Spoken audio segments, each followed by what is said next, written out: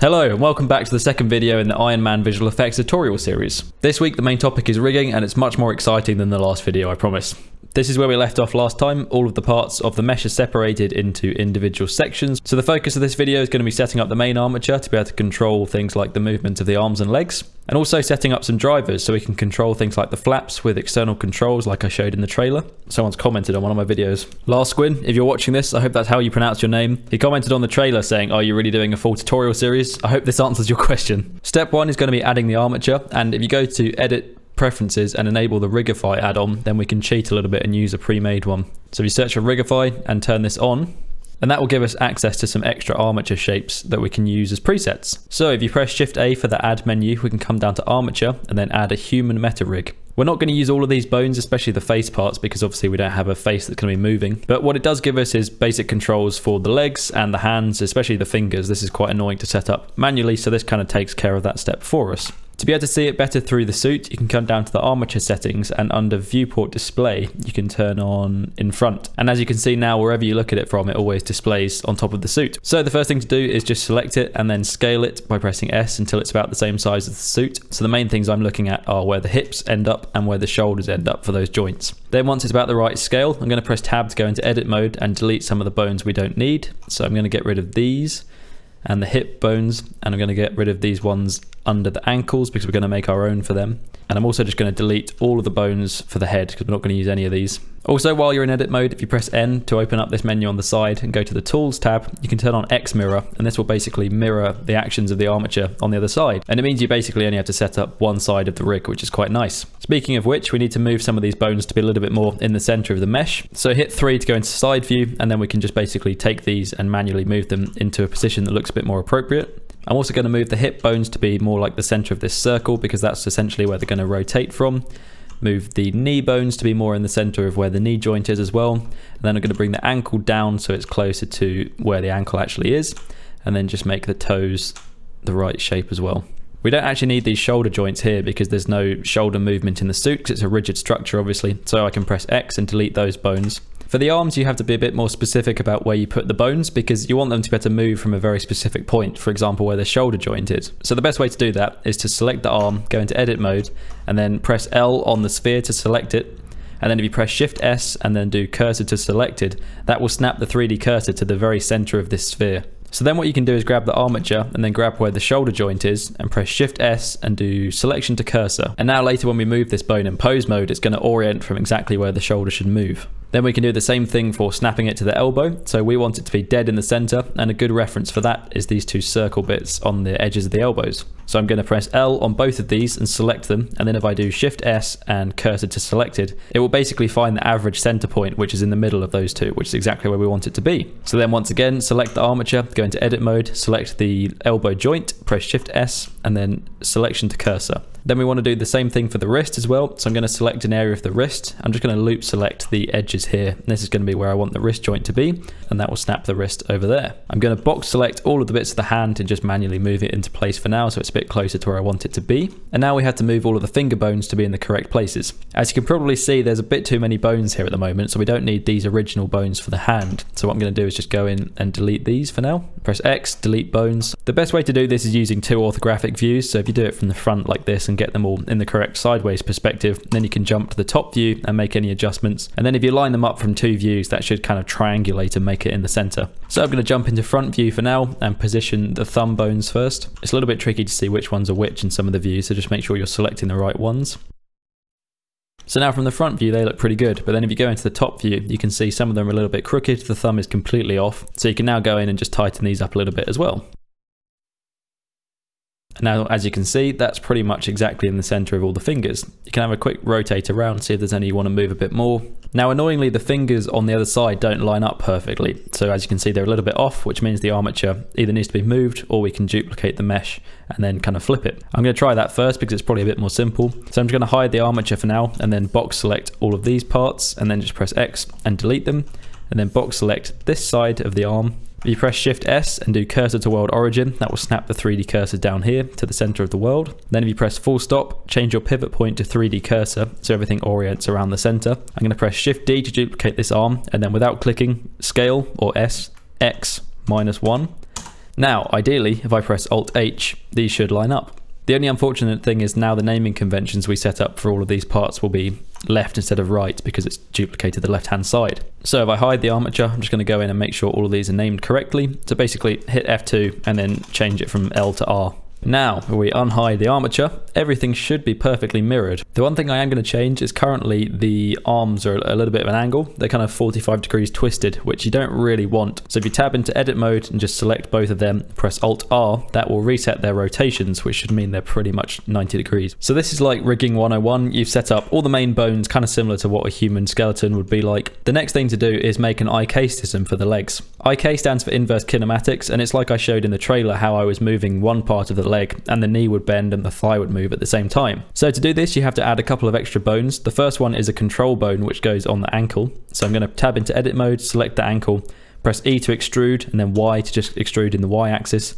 We actually don't want these to be connected to the rest of the armature. So press Alt P with that selected and do clear parent. So now it looks like it's connected and it's in the right place, but actually you can move it independently. Then do a similar thing on the knee. So select the knee joint, press E to extrude, Y to go in the Y axis. This time I'm going to move it forward a bit and then click. And again, we don't want it to be connected to the rest of the skeleton. So press Alt P, clear parent. And for this one, you actually want to move it out away from the knee. So press G and then Y to move it in the Y axis, move it to about here, and then just rotate it 90 degrees as well, so it's pointing upwards. And this is going to be the knee target. So basically the knee will always be pointing at this bone no matter where you move the leg. Now I'm going to hit Control Tab to go into pose mode and just name the extra bones that we've created. So what we want to call these ones on the feet is foot ik.L, because it's the left one.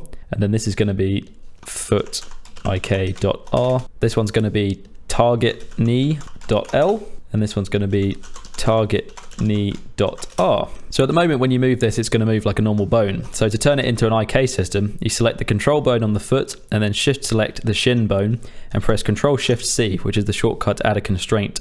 And the constraint we want to add is called inverse kinematics, which is IK, which I mentioned earlier. And if you grab the foot control bone now and move it, you can see that it's actually moving the rest of the rig. Now, obviously this isn't quite correct yet, so there's a couple of things we have to change. So the first thing we want to do is add the pole target, which is these bones here in front of the kneecaps. So if you grab the eyedropper tool, you can select the rig. So for this, you just want to select the whole rig overall. And then under this, a bone box appears and you can tell it what bone is the pole target. So in this case, it's going to be target knee.L. The next thing you want to do is change the chain length. This is basically how many bones there are between where the IK system starts and where it should finish. So in this case, the chain length is 2 because there's 2 bones there. And now everything else is snapped back to how it should be, except the foot is rotated 90 degrees. And to fix that, you change the pole angle. So moving this will basically rotate the bones in the chain. So in our case, we want this to be -90, and that will reset the foot to be facing straight ahead, how it should be. And now the IK system is working. So if I grab the IK foot control and move this, you can see that this is now working how you would expect a leg to work. And on top of that, moving this bone in front for the pole target will move where the knee is pointing. So that's looking really cool. Now we just have to do the same thing to the other side. Now comes the fun part. We're going to attach the Iron Man suit to the rig. So I'm going to do this systematically, start at the bottom and make our way up. So the way to do it is select the part of the mesh you want to parent, then shift select the armature, and then press Control Tab, which puts you into pose mode. And then you select just the bone you want to parent that part of the mesh to, and press Control P. And then instead of doing with automatic weights, you just do parent to bone. And now, if we move this, you can see it's moving that part of the Iron Man mesh. And now it's just rinse and repeat. So select the foot, then shift select the armature, Control Tab into pose mode, select the foot, press Control P, parent to bone. Again, I'm not going to do this whole thing on camera because it's going to take a little while. It's worth mentioning at this point that you should parent all of the other individual flaps to the bones as well. So for example, these flaps at the back, they should be connected to the shin bone because they're going to move with the rest of the shin. The fingers are definitely the most painful bit. It's just a case of kind of going through and manually doing each one. So as you can see here, all of the fingers are now parented to the correct bones, and then the hand can also move and it moves all of the fingers. So at this point, the rig is pretty much done. As you can see, we can move all the different parts of the body how we would like. Some of the joints should only be able to move in one direction, like the knees should only be able to move kind of backwards and forwards. So what you can do is select the bone, press N, and then under item, you can limit the rotation. So for example, this bone should only be able to rotate in the X-axis. So if I lock all of the other axes, then it will only move in that direction. Same thing for the feet. So you press R and then work out which way they're meant to rotate. It's the X-axis again.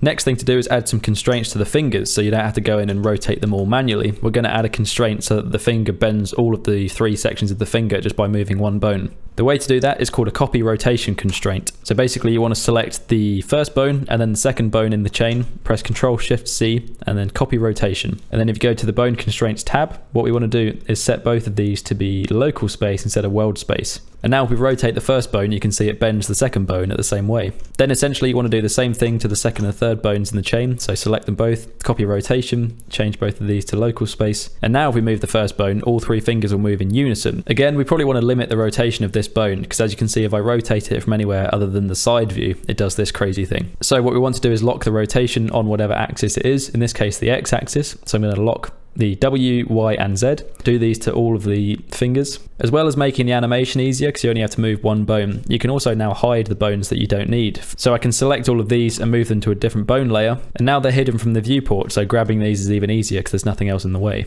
Same thing goes for the legs. We can hide the thigh, shin and feet bones by just moving them to a separate view layer as well, because the only controls we need to be able to access to move the legs are the IK foot control, which does the leg and the rotation of the foot, and then the toes as well here. The next step I like to do from here is create some customized control shape bones. Before we do that, we need to make one extra bone that's going to be like the main control for the whole rig that everything's going to be attached to. So to make that, I'm going to select the rig, go into edit mode, and then with the 3D cursor at the center of the world, I'm going to press Shift A, which will add another bone, and rotate it by -90 degrees and then just move it backwards a little bit as well. So basically what I want to do is connect all of the main controls that everything else is attached to this main root bone, so I can move this bone and move everything in the mesh at the same time. So at the moment that's the pole targets for the knees, the base of the spine and also the IK foot controls. So I'm going to go into edit mode, select all of those, and then shift select the root bone and press Ctrl P and make parent with keep offset. And what that's going to do is attach everything to the main root bone. Now if I click that and drag, you can move the whole Iron Man suit. But this looks kind of ridiculous having a massive bone on the floor. So now what I want to do is make some custom control shapes. For the root bone, I start off with a mesh of a circle, and then I turn the divisions down to 24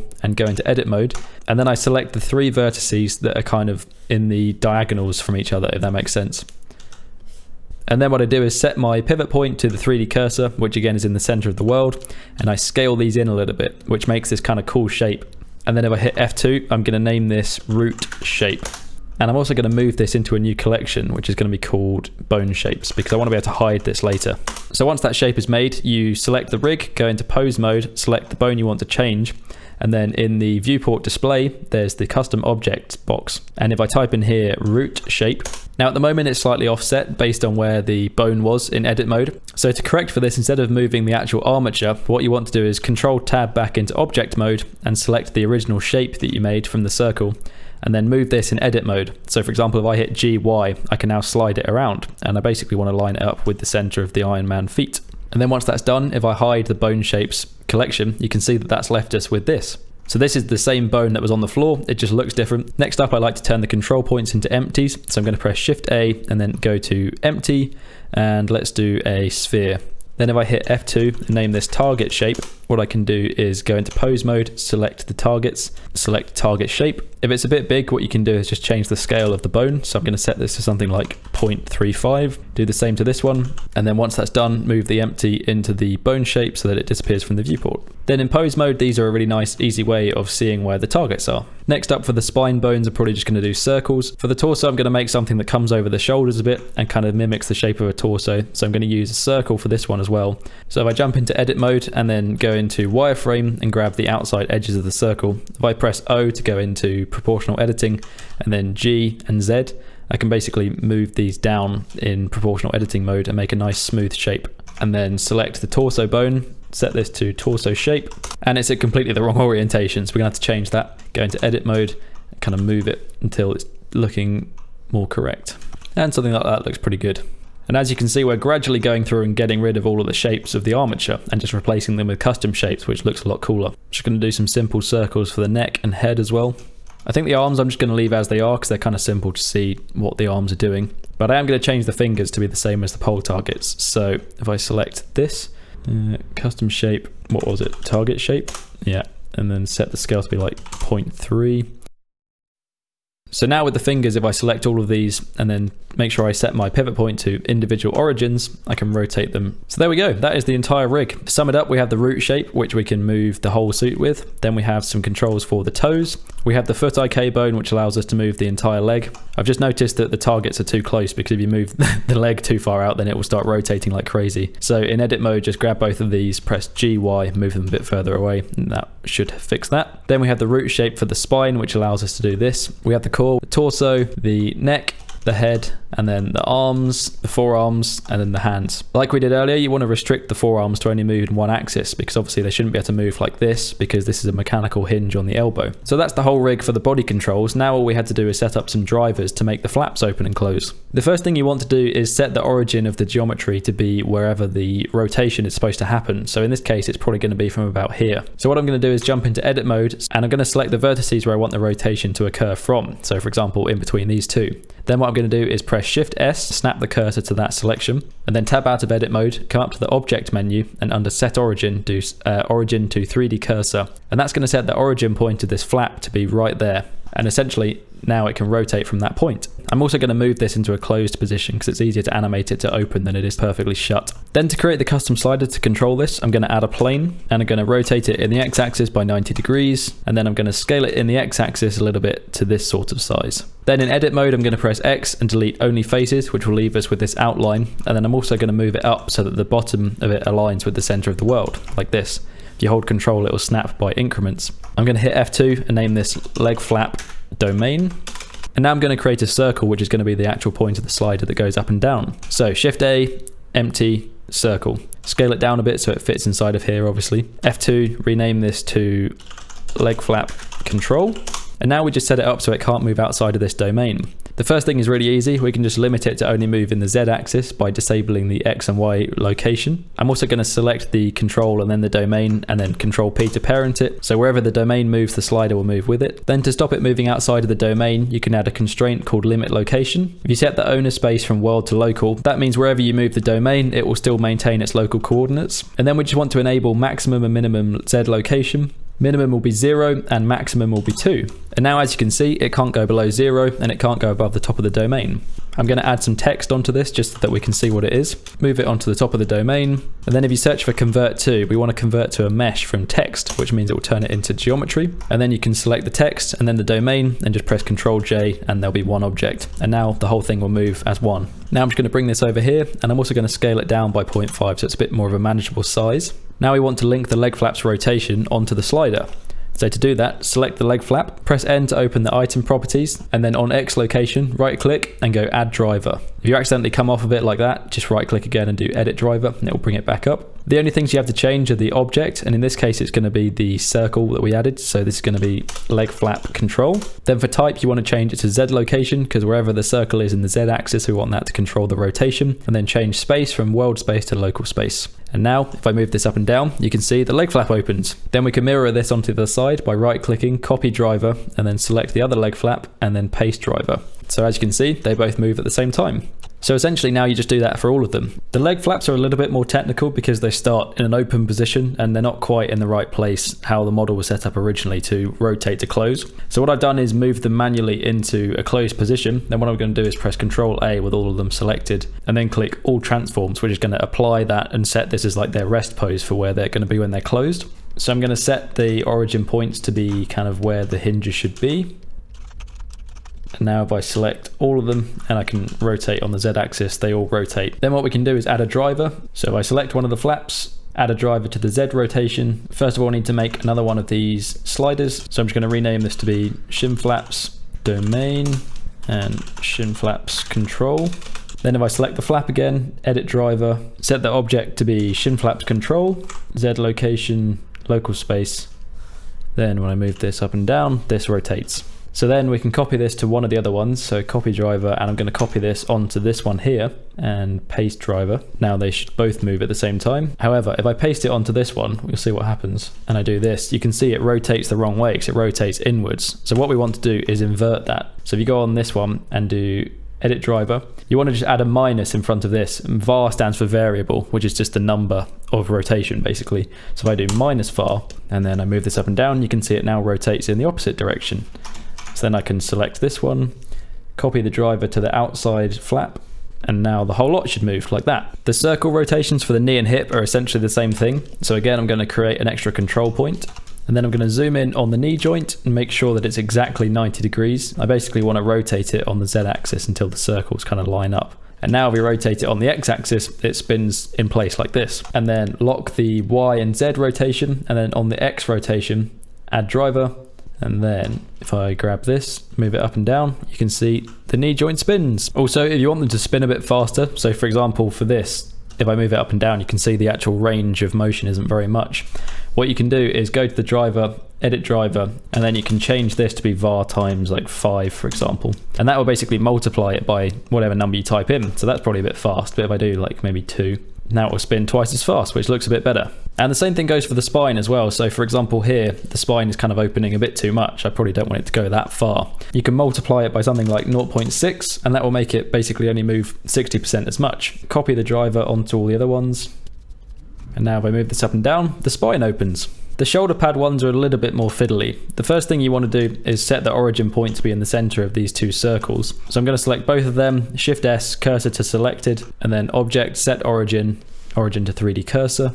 And then what you want to do, again, like the knee joints, is make these perfectly line up. So once that's done, I'm going to apply the transforms, and then I'm going to reset the origin point to be in the center because it moves it when you apply the transforms. And then from there, we're going to restrict the X and Z rotation, so it's only the Y axis, and then add a driver onto the Y axis. And then if we move this up and down, that moves. Again, this one's a bit too strong, so I'm going to do edit driver and do var times 0.45.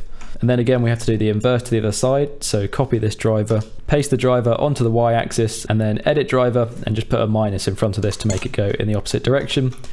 Now we move that slider, these both rotate.